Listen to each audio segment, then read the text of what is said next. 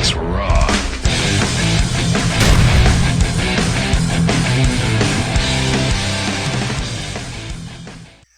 Hello everybody! Welcome to my first update video on my little project that I introduced a couple days ago. While I was working on this project, I started to call it EvoX. I don't know if it's going to be the final name of the game or it's just a working title, but I felt like since we are dealing with a game about evolution, it's just fair to include the word evolution somewhere or somehow in the title. So that's where Evo comes from. X? Why X? Well, we all agree that X is a pretty cool letter. A lot of people use X to emphasize awesomeness, so I'm going to blatantly steal that trick and build X into my title as well. So that's where EvoX comes from.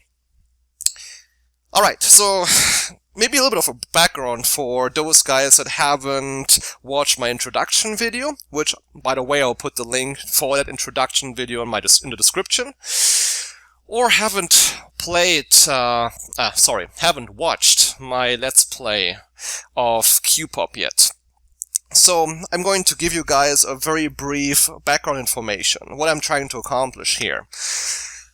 So that entire project is all about a spiritual successor of a game called Q-Pop. I'm like 99.99% sure that none of you guys have ever heard of the game Q-Pop. And there are good reasons for that. Number one, the game is quite old. It was released in either 1993 or 1994. I'm not quite sure about that, but somewhere in this time frame. Number two, the game was exclusively released on Windows 3.1. So if some of you might know, Windows was not the gaming platform it is today back in the early 90s. So games that were restricted to the Windows platform already had a hard time to reach their audience.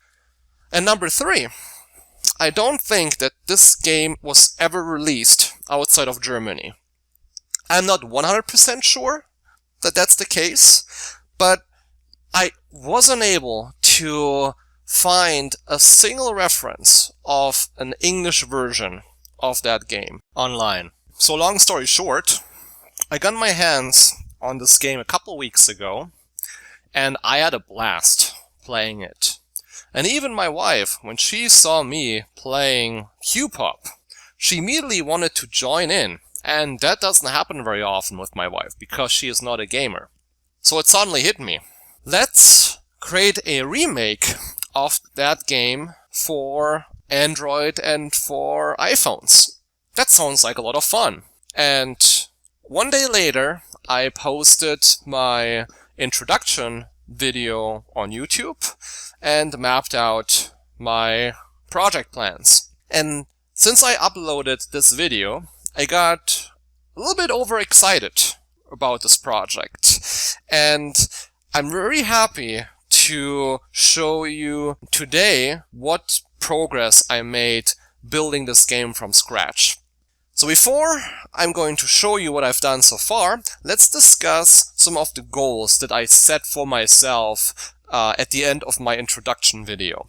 So number one, I needed a map generator that is capable of generating an infinite two-dimensional map. Well, not infinite, but almost infinite. And I wanted to keep things simple and start with a generator that can only generate grass or occasionally obstacles. In our case, rocks. Number two, I wanted to implement some basic control mechanisms. So I already wanted to give the player the ability to control their creature on this map using the arrow keys of the keyboard. For now. Later on, we are going to expand the control mechanism to support touch screens as well. That shouldn't be a big problem. And I also set an optional third goal for now, which is pretty much a very simple turn counter. The idea is that you start with a certain number of turns, and whenever you make a movement, that turn counter is decremented by 1 until it reaches 0, and then the game ends. So I felt that would create a very nice foundation for future game enhancements. So as soon as we have those basic building blocks of the game in place, we can then iterate over the game mechanics, introduce new game mechanics, alter existing ones, and it will be very easy to show you consistent progress. Alright, so without further ado, let's jump right into the first demo. Enjoy! And here it is.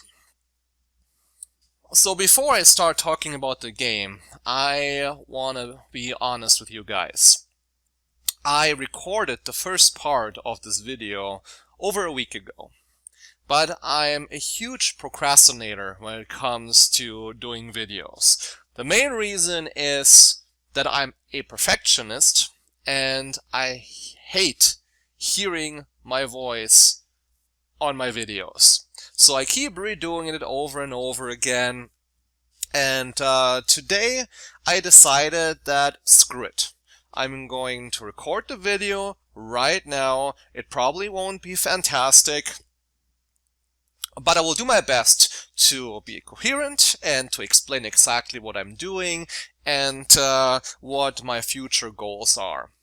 So just bear with me, and I feel it is more important for me to show you the video than to be like to have the perfect demonstration skills, and you probably want to see, you're more interested in the movie, in the game than hearing me babbling. So without further ado, let's talk about the game. So this is actually a build of 1.5 weeks ago. I actually advanced in the development of this game way further, but I don't want to give it all away. So you guys have to wait until the next update to see what I've done in the meantime. Keeps the tension up. I like it. So as you can see, we have our little slimy guy surrounded by rocks, and we even have some food sources. We also have our counter, and we have a food bar. So I already got a little bit farther than I originally anticipated my initial goal with this build. So we have a map generator that generates either empty space or obstacles, in our case rocks, and food sources. And then also the counter that is being decremented whenever you make a move. So just a small disclaimer, all the graphics that you see here are placeholders. I have no intention to keep any of those assets in the final game. I just grabbed some random stuff off the internet, except the food resources that I modified a little bit myself. So I hope at some point I'm going to find an artist, and we are going to finalize the aesthetics of the game. So aesthetics are very important for me. I feel a game without a coherent aesthetic style or aesthetics is a poorly made game. So, just bear with me and see it as it is right now, just placeholders.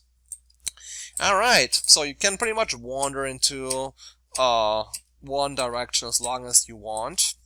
Right now the counter can reach 0 and the game continues. It's not a big deal to implement the logic to end the current the game or the current phase, because right now there is no other phase. So right now you can pretty much, you have as many turns as you want, so as soon as the counter reaches 0 it doesn't affect the game at all. But it's a good thing, so I can demonstrate that I accomplished my initial goal to create an algorithm that randomly generates a map that goes on to infinity in each direction. But it's also deterministic, so basically if I move into one direction for a while and then I move back, the rocks will still be at the original places. Pretty much like Minecraft, where a chunk is always gets always regenerated by the same rule set. Alright, so you can already walk around, and you can also eat already. So as you can see, your food bar slowly fills up as more berries you consume.